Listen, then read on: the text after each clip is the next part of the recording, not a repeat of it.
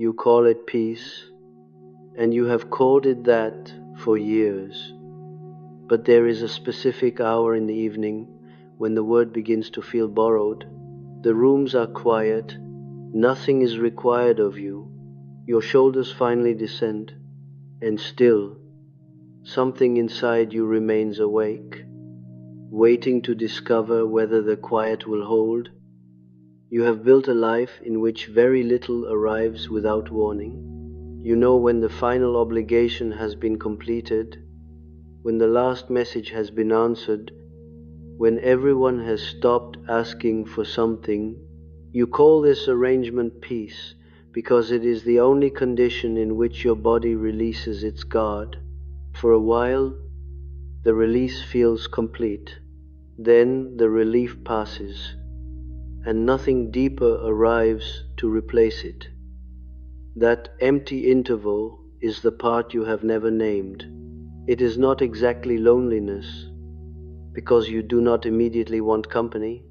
It is not sadness, because nothing appears to be wrong. It is simply the moment when survival has finished its work and the rest of you does not know what to do.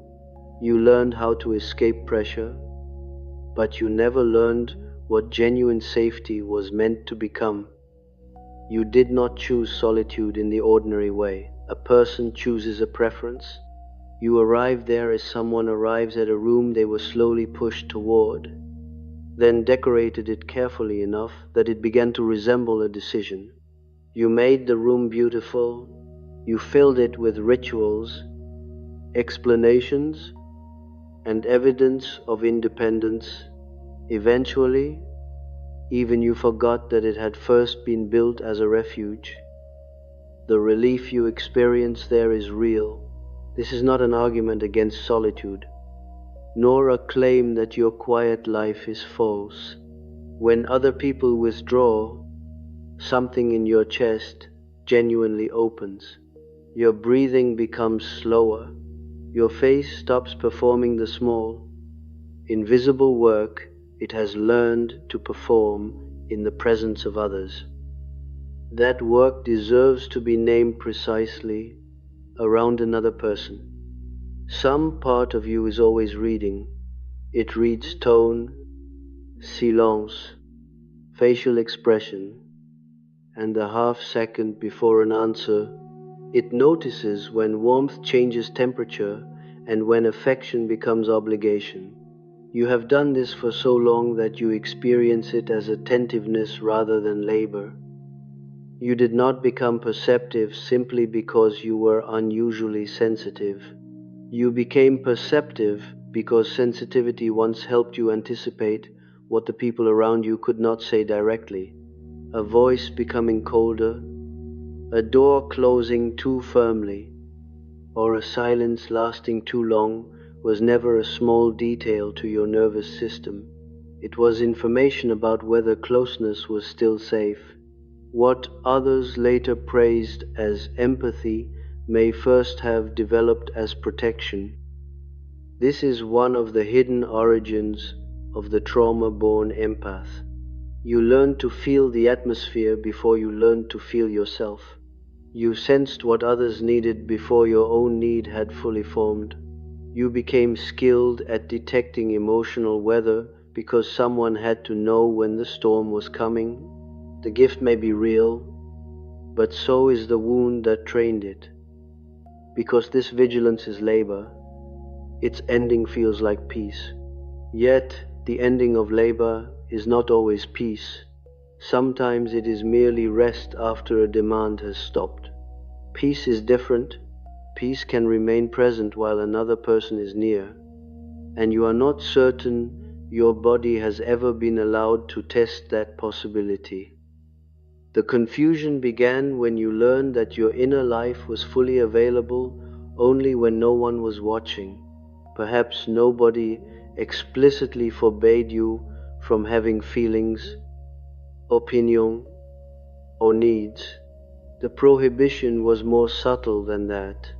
Attention carried a cost, and the cost was paid through self-monitoring. Being seen meant adjusting yourself to whatever the other person might see.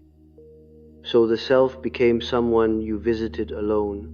Your real opinion arrived after the conversation had ended. Your actual preference surfaced on the journey home. Your anger appeared 3 hours later in a quiet kitchen, complete and articulate. By then, the person who needed to hear it was gone, and the version of you who could have spoken had disappeared with them. You may have called this being reflective, slow to process, or unusually deep. Those descriptions are not entirely untrue, but flattering language can conceal an arrangement that has become painful. It allows adaptation to appear as identity. It keeps you from asking why your truth becomes clear only after there is no longer anyone present to challenge it. Consider what it means when the self is punctual only in an empty room. Your interior life has organized itself around absence, presence, even loving presence, can feel like interference. Your attention moves outward before you consciously decide to give it away, and a person whose self appears only in absence will eventually mistake absence for home. There is a simpler explanation that you may have tried before. It says that you were hurt, so now you avoid people, but that is not quite what is happening. You attend the dinners, maintain the friendships, answer the messages, and remember what matters to everyone. You are not necessarily avoiding people. You are avoiding the moment when their needs begin to carry your name. A claim begins when another person's emotional state enters the room, and something inside you assumes responsibility for it. No request may have been spoken. No demand may actually exist.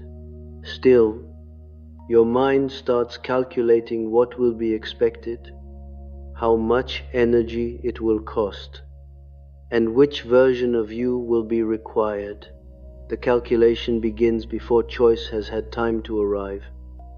Watch the body when your phone lights up with the name of someone you love. Your stomach moves before you have read the message. It may not feel like fear. It is quicker, quieter, and almost administrative. A part of you is already estimating what will be needed and how completely you will have to leave yourself in order to provide it. You have interpreted this preparation as care, and care is certainly present within it. But when care arrives before information, it may no longer be care alone. It may also be anticipation. You are preparing for a demand that has not yet been made by someone who may not be making one. The present person is being answered by a nervous system trained in the past. Through a Jungian lens, this is the persona performing work it was never meant to perform forever. The persona is the form through which we enter the social world. It is not inherently false, and everyone requires one. It becomes painful when it is no longer something you use, but the only face you are permitted to wear in company. Your persona became remarkably capable. People describe you as warm, calm, thoughtful, and understanding. These qualities may be completely genuine. The difficulty is that genuine qualities can still become compulsory. What began as kindness slowly became the entrance fee. You believed you had to pay in order to remain connected. This is why the moment everyone stops needing something from you can feel like truth. It is not necessarily the place where you are most fully yourself. It is the place where the persona finally receives permission to stop. You have confused the room where the mask comes off with the only room where your real face can exist.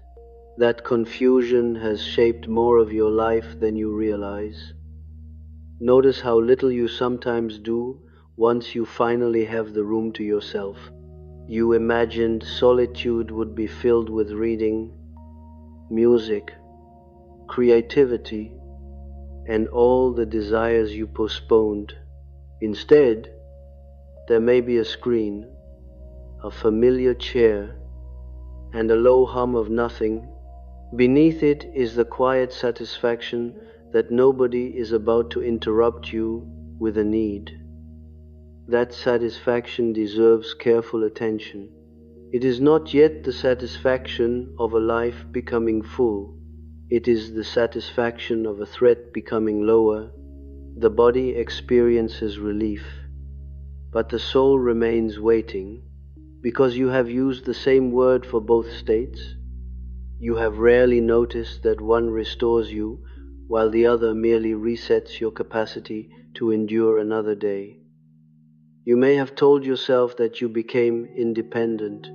You learned not to ask for much, expect too much, or place your weight in another person's hands. There is pride in this, and the pride is not entirely misplaced. It took real strength to build a life that could continue without reliable support. But strength can preserve the shape of the conditions that made it necessary. Independence built from fullness is a capacity. Independence built from disappointment is often a residue. One allows you to stand alone without closing the door to intimacy. The other keeps you standing because sitting down beside someone still feels dangerous. From the outside, both can look identical, which is why others may admire what your body experiences as exhaustion. There was probably a period, though you may be unable to date it, when you stopped expecting to be reached. It may not have involved one dramatic betrayal. Perhaps you simply revised your expectations downward, then downward again. You learned that needing less produced less disappointment. Eventually, the revised expectation hardened into a personality. Once it became personality, it stopped requiring new evidence. You no longer tested whether closeness might now be different. You assumed it would require the same vigilance, emotional management, and self-erasure that it required before. The conclusion felt like self-knowledge, yet it may have been an old prediction that had not been examined for many years. Here is the reversal that changes the meaning of your solitude. You have believed that distance protects you from other people. It may also protect you from discovering how deeply you still want them. As long as no one becomes truly close, the longing remains theoretical. You can carry it privately without exposing it to the uncertainty of an actual human being. Longing is safer when it has no face. It can remain pure, imagined, and untouched by disappointment. A real person will be inconsistent. They will misunderstand you, require clarification, and sometimes fail to recognize what you cannot yet say. Distance protects you from those failures, but it also prevents closeness from becoming something different from what it once was. Now notice what happens when the body is included. Someone asks to see you more often, and your chest tightens. A friendship deepens beyond its familiar boundary, and you begin to feel strangely flat. A kind person moves closer, and instead of warmth, you feel the urge to withdraw. This is not necessarily indifference. It may be something older, recognizing a familiar threshold. You are not afraid of being hurt in the ordinary sense. You have already survived hurt. What you have not developed is a tolerance for being wanted continuously, without becoming responsible for the person who wants you. Continuous closeness asks you to remain present without performing. Your body may have no memory of such a relationship being possible. This is where the trauma-born empath becomes trapped between two forms of safety. Distance keeps longing pure. Solitude keeps the self available. Limited company keeps the appearance of belonging alive. Each part of the arrangement performs exactly the function it was designed to perform. Nothing in the system has to admit what the arrangement costs. But one detail refuses to fit. The peace does not deepen. It has remained at approximately the same depth for years. The quiet works for an evening, then must be created again under the same conditions the following day. Whatever this state is, it restores the absence of pressure, but it does not gradually enlarge your capacity to live. Real peace would have begun to deepen. It would not require complete control over who enters, what they feel, and whether they need you. It would become portable. It would follow you into conversation, disagreement, affection, and uncertainty. It would allow another person to remain near without forcing your inner life to disappear. What you found was the absence of a demand you never learned to answer without abandoning yourself. That absence kept you functional, and perhaps it kept you safe. It should not be dismissed or taken away before something more trustworthy has been built. The question now is not whether you need more people. The question is whether your body can remain itself when someone stays. The arrangement did not remain confined to your evenings. That is what happens when a protective structure succeeds. It is quietly promoted from a response into a way of life. It begins choosing on your behalf before you know that a choice has been made. No agreement is signed, yet its terms begin appearing everywhere. Look carefully at the shape of your working life. You may have called it practicality, necessity, or a series of accidents. Yet you often move toward situations where usefulness could be clearly demonstrated and emotional exposure could remain limited. You became dependable through what you produced.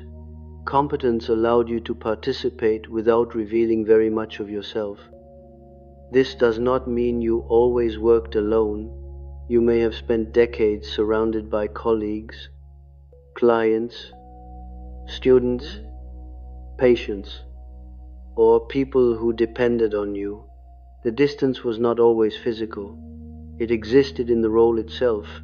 As long as you were the capable one, few people questioned what was happening underneath that capability. What appeared to be ambition may also have been an old bargain, wearing professional clothes, be valuable enough and nobody investigates too closely, be reliable enough and nobody notices what reliability is protecting. Give people something they can admire, and they may never ask what you cannot explain. Achievement became a form of contact with carefully defined borders. The same logic entered your friendships. Although it takes a longer look to recognize it there, you have people in your life, and some may have known you for decades. The affection is real, the loyalty is real. Yet there is a particular rhythm inside these relationships that you may never have considered a form of protection. You go deep quickly and then you space it out. There may be 3 hours of intimate conversation, the kind that leaves both people slightly altered, followed by weeks or months of distance. The closeness was not false. The interval does not cancel it. The interval is what makes the closeness survivable.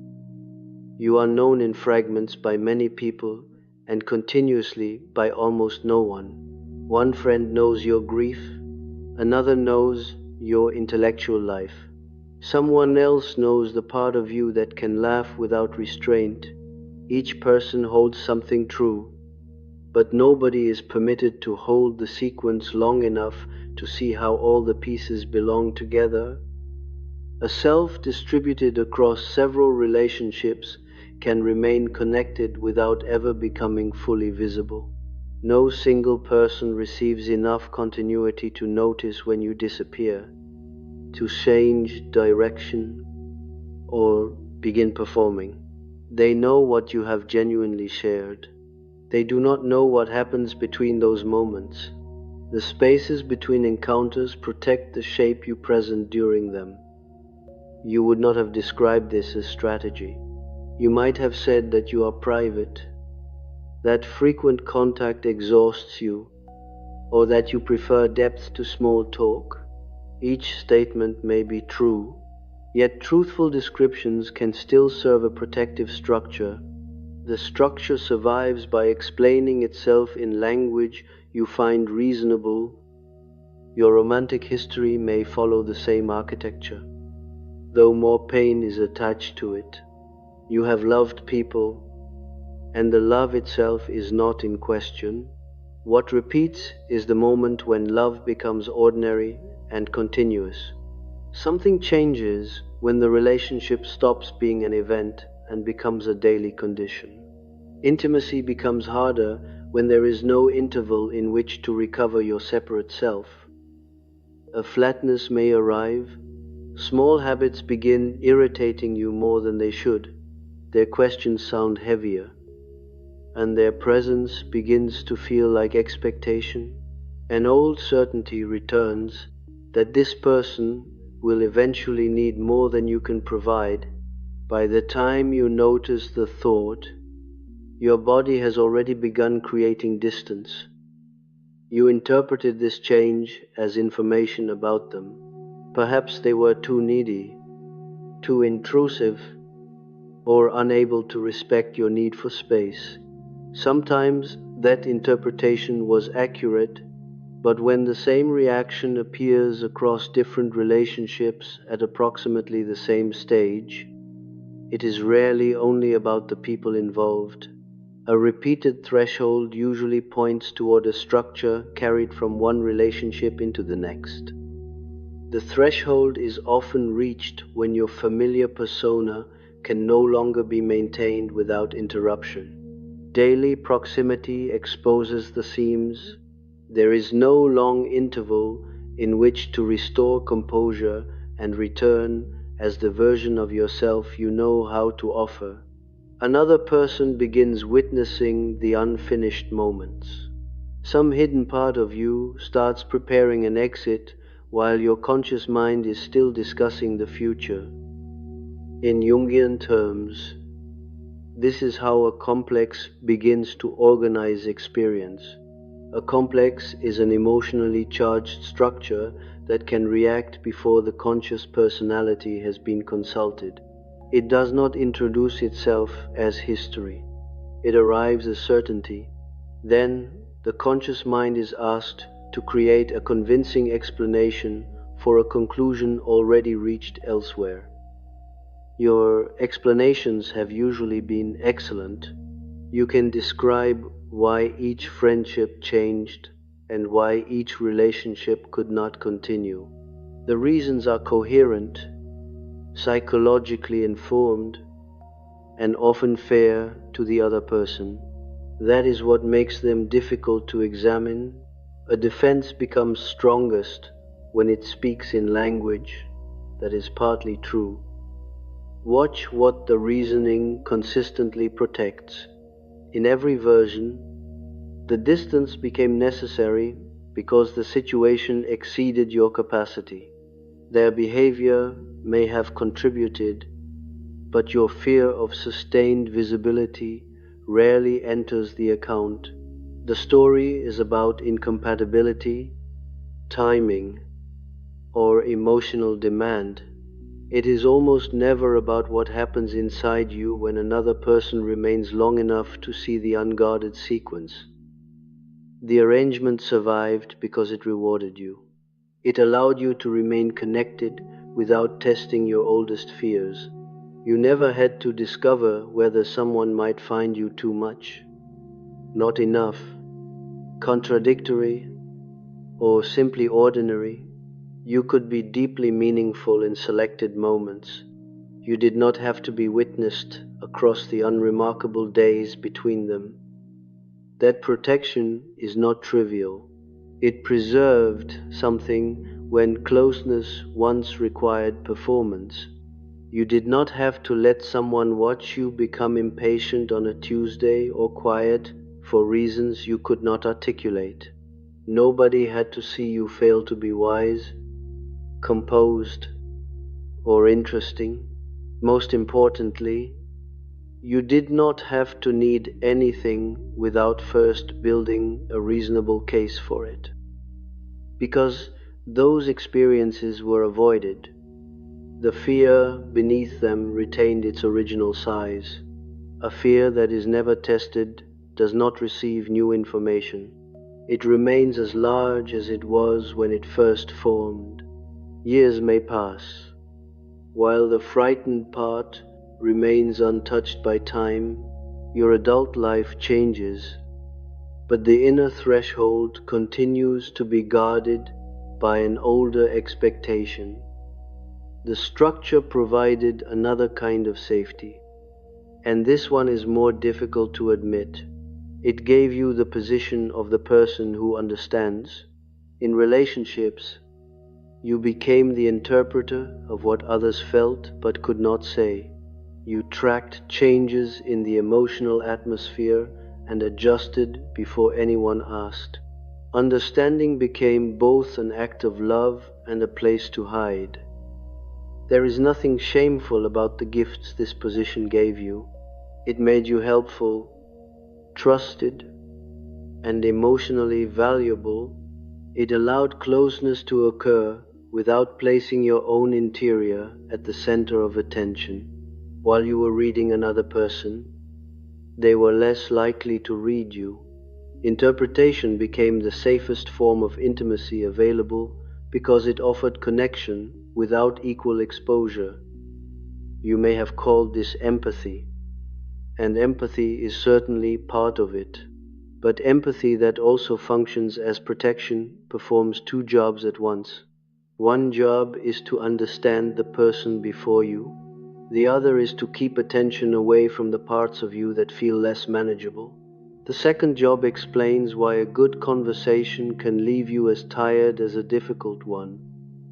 Your body has been reporting this labor for years. The fatigue sometimes appears before the social encounter rather than after it. Your jaw tightens during the journey there. Your shoulders rise as the door opens. Nothing dangerous has happened. Yet your body has already reported for duty.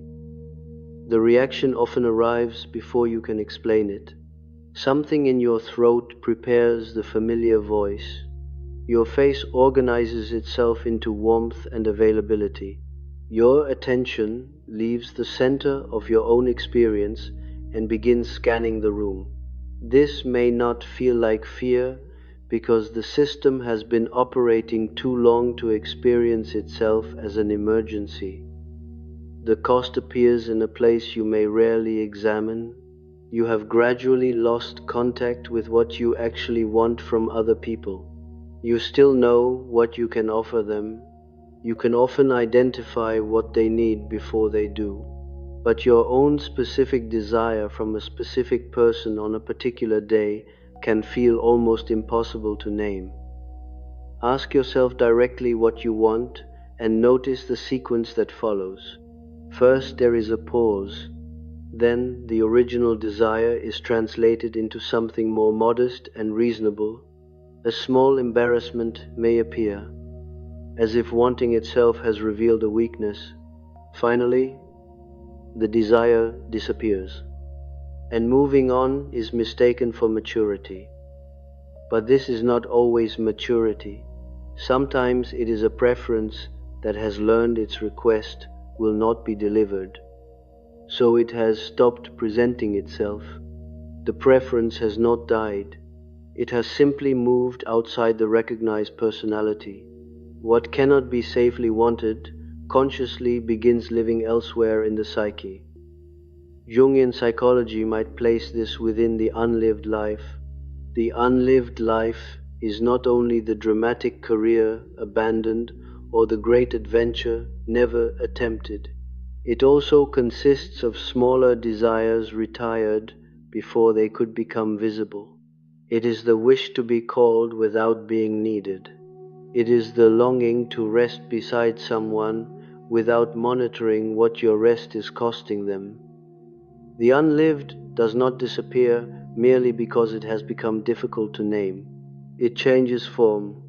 It becomes the restlessness that arrives on a quiet Sunday evening. It becomes irritation toward people who ask openly for affection, reassurance, or time. It becomes the strange feeling that appears when you witness ordinary closeness and look away before you can discover what the feeling contains. It may not be envy in the simple sense. You may not want their relationship or their life. What affects you is the ease with which they appear to inhabit a need without apologizing for it. They expect to be remembered across days rather than only during meaningful encounters. They allow another person to know the sequence. Now consider what happens when someone wants that sequence from you.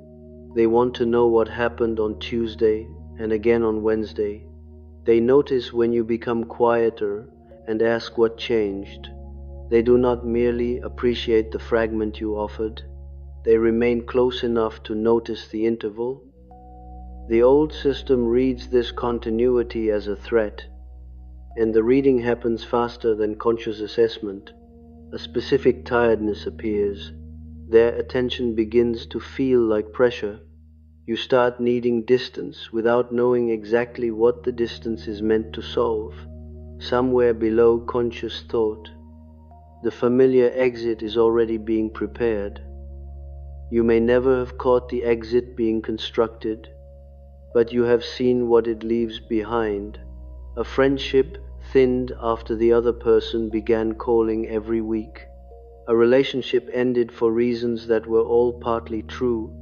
A colleague offered greater closeness and was slowly, kindly moved toward the edge of your life. Each event appeared to be a separate decision, placed in sequence. Those decisions reveal a pattern. The pattern says that affection is safe when it arrives in contained intervals. It says that being valued is welcome, but being continuously known is dangerous. It says that you may come close, provided neither person mistakes closeness for permanent access. The pattern is older than most of the reasons used to defend it. What you called peace was often the successful operation of this pattern. Nothing remained pending. Nobody was moving closer than expected. Affection existed at exactly the distance where warmth was possible and exposure was not. For a while, the system worked so well that its cost remained invisible. But distance must be maintained, and maintenance requires energy.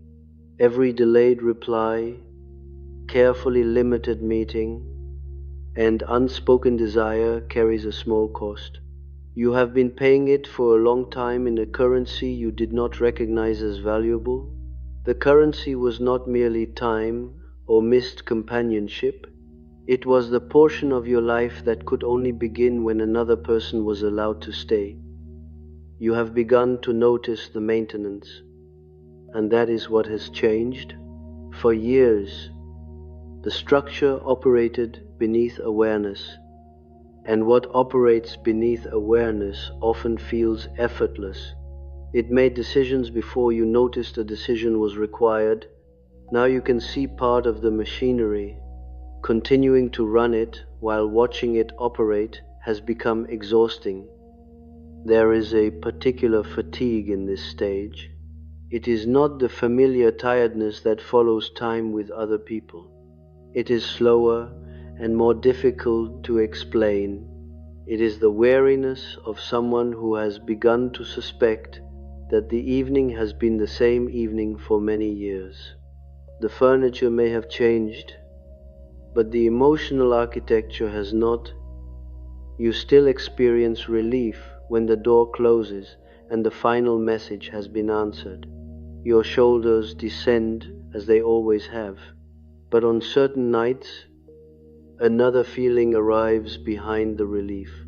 A quiet question asks what you were actually rescued from.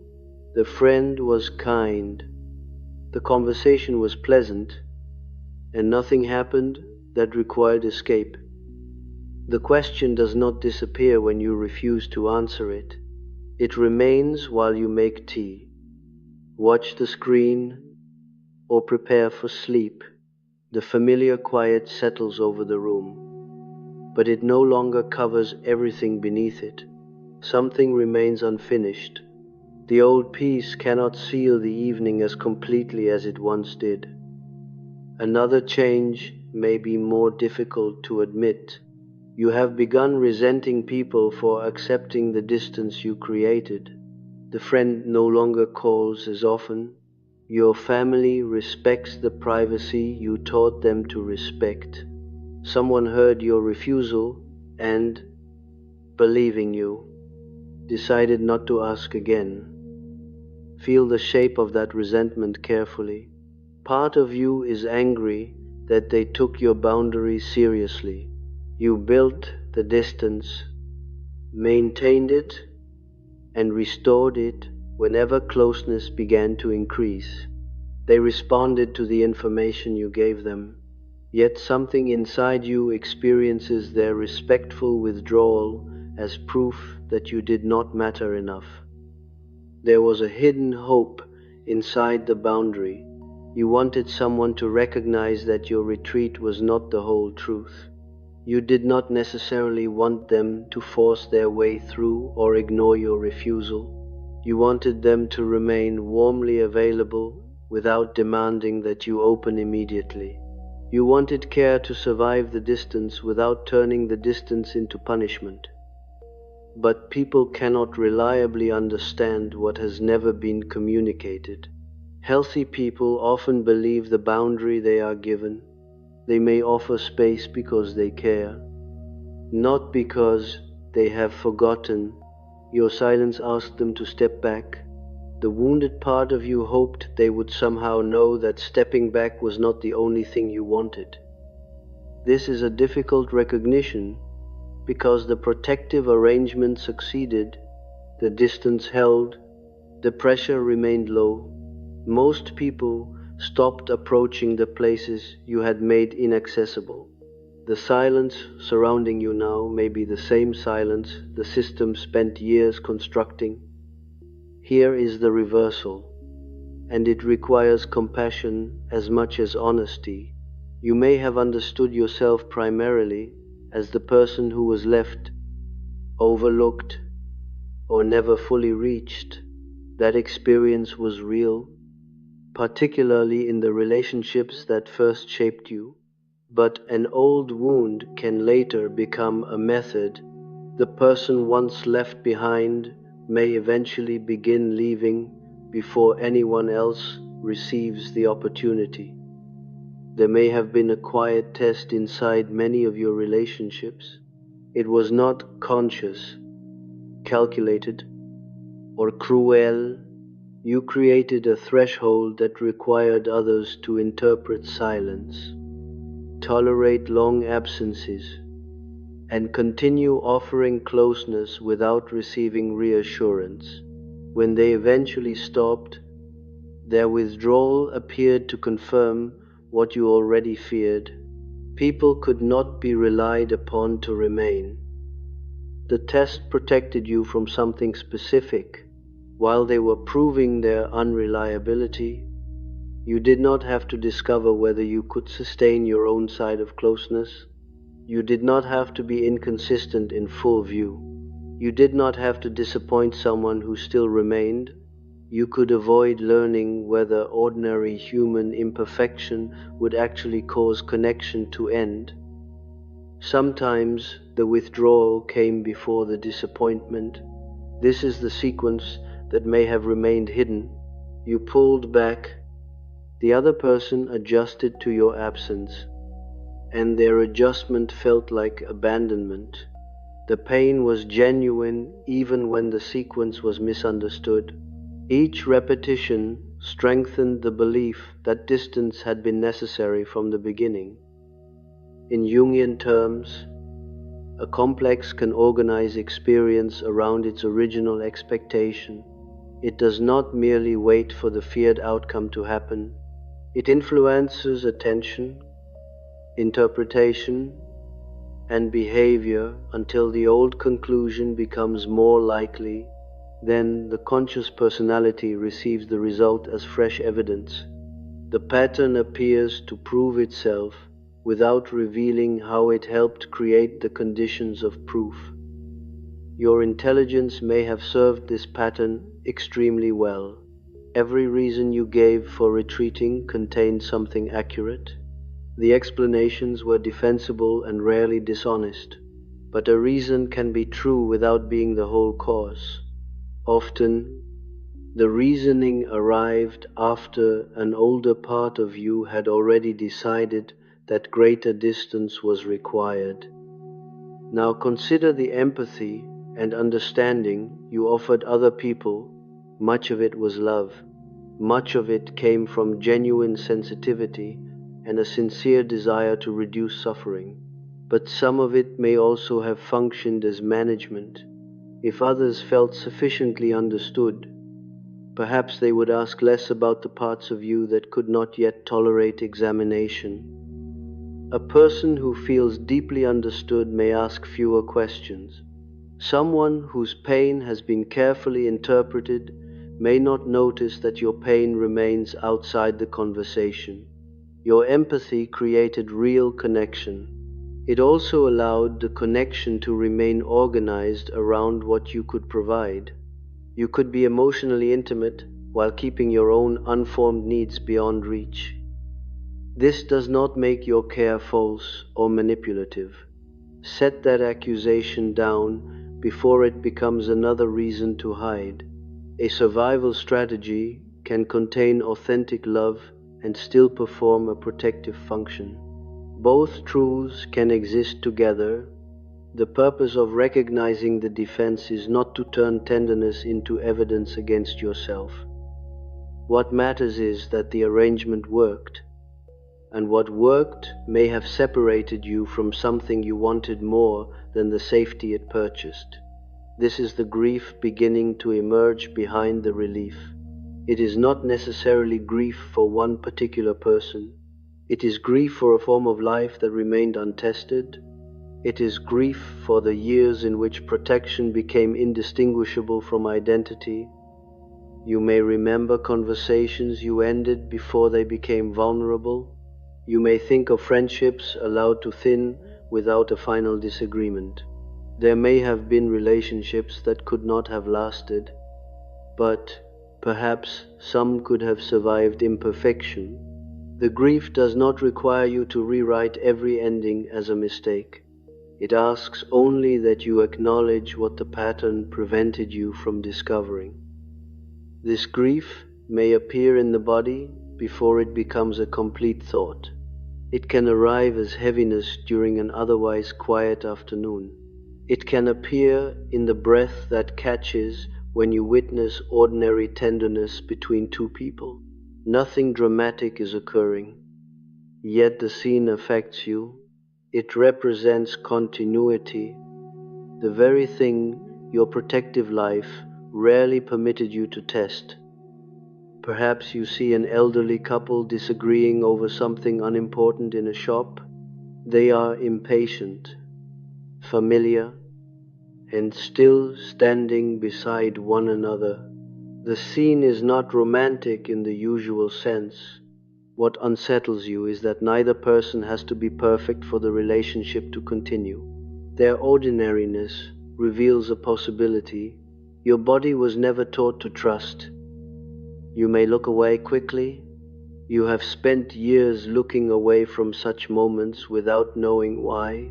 Now the reason is becoming more visible. The scene touches the unlived life directly.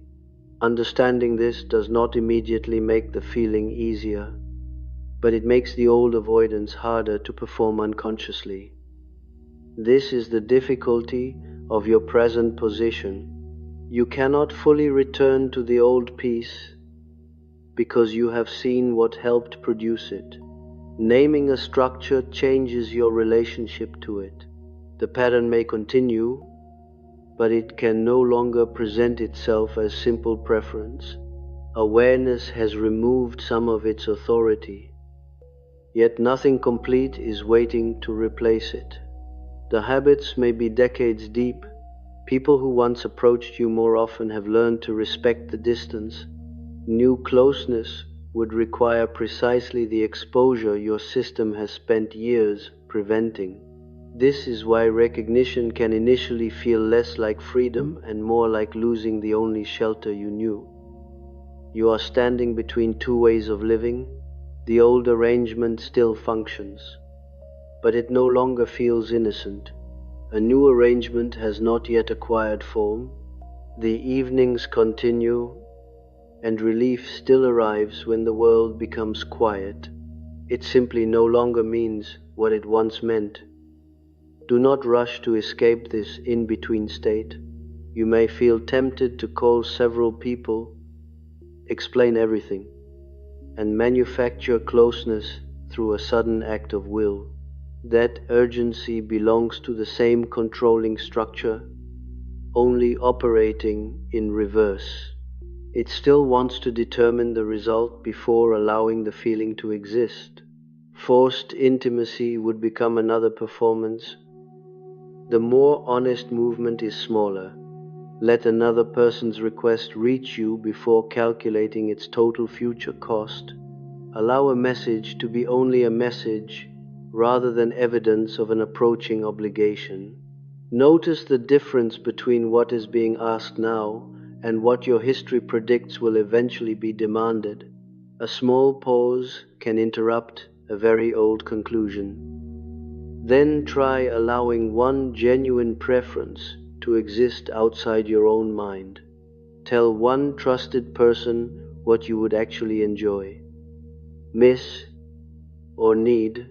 Do not translate it into something more convenient before speaking. Do not surround it with enough explanation to make refusal impossible. Let the desire appear in its ordinary and imperfect form. This single act does not heal the entire structure. It does something more modest and perhaps more important. It gives your longing a witness. For years, wanting existed only in the private room where it could be edited, withdrawn, or made more reasonable. Once spoken, it becomes part of a relationship rather than merely part of an interior life. The seconds after speaking may feel longer than expected. Your body may prepare for embarrassment, obligation, or rejection. Stay long enough to discover what actually happens. The response may be imperfect. What matters first is that the present receives an opportunity to provide information the past could never provide. You do not have to feel ready. Readiness may become another condition that delays every beginning. You can recognize that the protective structure is present without demanding that it disappear. Awareness has already interrupted its invisibility. What was once automatic can now become a choice. Even if the first choices are very small, tonight the quiet will still arrive. Your shoulders may descend when the last obligation has ended. Then the familiar gap will open after the relief. The few seconds that once had no name, you will know that what waits there is not simply loneliness. It is the part of you that still wants closeness without having to disappear inside it. People who have known you for a long time may feel the change before you explain it. Familiar relationships develop rhythms, and even a small interruption can register as something unusual. They may not know what has changed. They will simply sense that the old exchange no longer moves as smoothly. At first, they may search for a cause outside the relationship. Someone may tell you that you have been distant lately. The observation will sound strange because distance has existed within the relationship for years. What they are noticing is not necessarily greater distance. They are noticing that the distance has stopped being effortless. You are no longer maintaining it with the same invisible precision. Others may say that you have changed. Some will say it with warmth because they can sense that something more honest is emerging. A few may say it with discomfort. That discomfort often appears where the old rhythm provided an unnoticed benefit. A change in you reveals work that nobody previously realized you were performing. This does not automatically make them cruel or selfish. People adapt to the version of us that repeatedly appears before them. You were the person who required little maintenance. You rarely called at an inconvenient time, arrived with an unsolved crisis, or asked others to reorganize themselves around your pain. Being close to you may have felt unusually easy.